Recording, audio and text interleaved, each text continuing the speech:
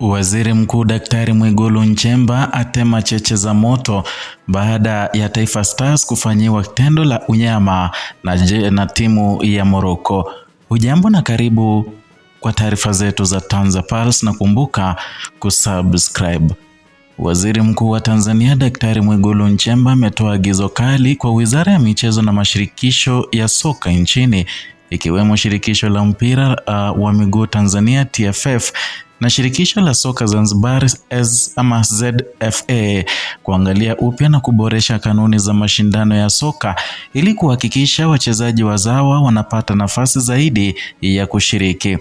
Hatua hii alisema ni sehemu ya mkakati wa kuandaa kikosi mara la Taifa Stars kuelekea mashindano ya Kombe la Mataifa ya Afrika AFCON ya mwaka 2027 ambapo Tanzania itakuwa mwenyeji pamoja na Kenya na Uganda.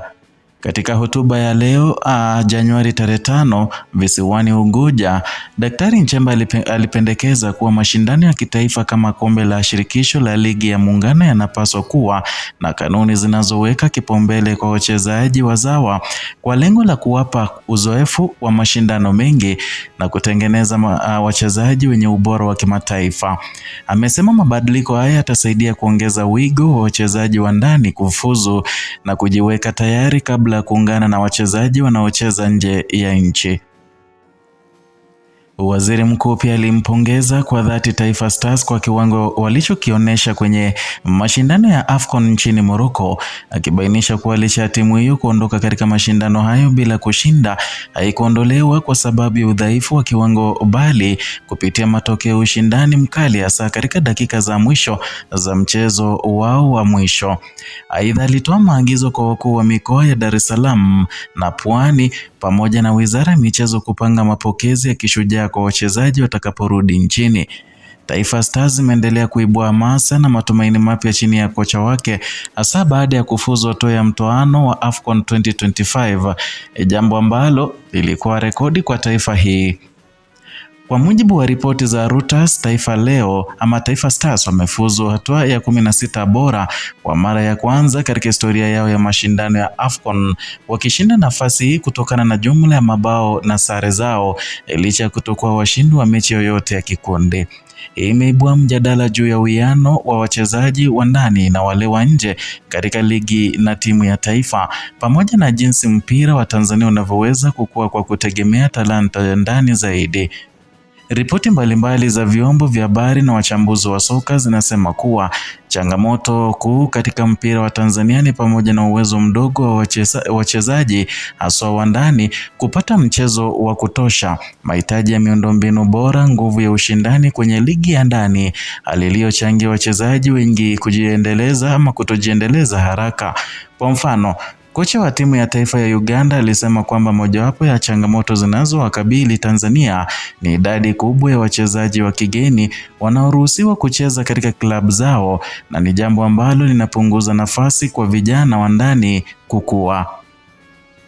Aidha, uchambuzi uliochapishwa pia unaonyesha kwamba ligi ya kitaifa inahitaji marekebisho ili kukuza kiwango cha ushindani na kwamba programu za ukarabati wa viwanja na miundombinu ya mashindano kwa muda mrefu ni muhimu kwa ustawi wa soka la Tanzania. Na serikali imekuwa ikitoa mikakati ya muda mfupi, wakati na wa muda mrefu kwa ajili ya kujiandaa kwa AFCON mwaka wa 2027, tukio ambalo litakuwa la kihistoria kwa Tanzania na ukanda wa Afrika Mashariki kwa ujumla, kwa kuwa ni mara ya kwanza mashindano hayo yatakapofanyika kwa ushirikiano wa mataifa matatu ambao ni Kenya, Tanzania na Uganda. Na kwenye mjadala wa bunge, naibu waziri wa habari, utamaduni, sanaa na michezo alibainisha kuwa serikali kupitia Baraza la Michezo la Taifa na TFF imeweka mikakati kadhaa ikiwemo kuimarisha ligi za ndani kwa kuhakikisha ushindani na nidhamu ya michezo, kuendeleza timu za taifa za vijana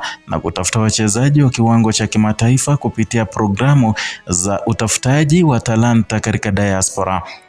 Pia serikali ilitangaza ongezeko kubwa la bajeti kwa Wizara ya Michezo kwa ajili ya utekelezaji wa maandalizi ya AFCON, ikiwa ni pamoja na ujenzi na ukarabati wa miundombinu ya michezo, ikielezwa kuwa bajeti ya sekta ya michezo imetokea shilingi 311 bilioni hadi bilioni 519.66 kwa mwaka wa fedha wa 2025 mwaka 2026.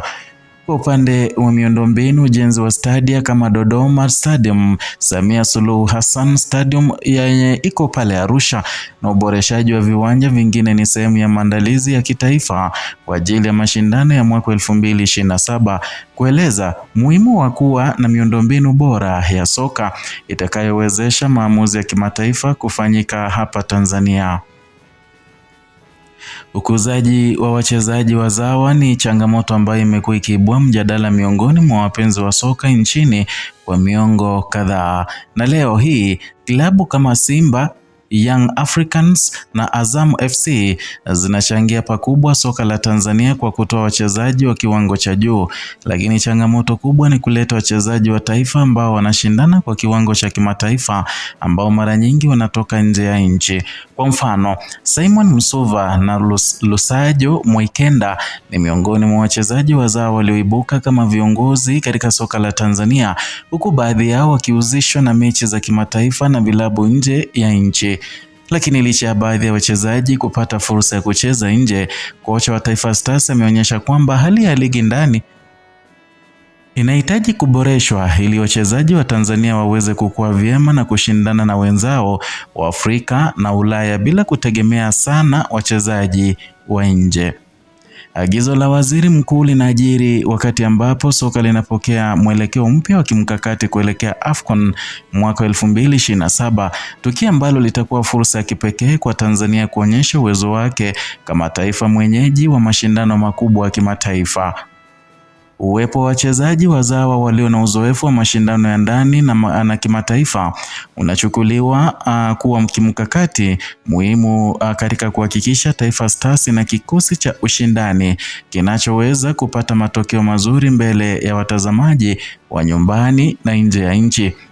Na kwa kuzingatia mbinu hizi mpya za serikali, mabadiliko ya kanuni za mashindano na uwekezaji wa rasilimali za maendeleo ya soka, Tanzania inajiweka katika nafasi ya kuendeleza talanta ya ndani, kukuza ligi yake ya ndani na kujiandaa vyema kwa AFCON ya mwaka 2027, tukio ambalo linaweza kubadilisha sura ya soka nchini kwa vizazi vijavyo.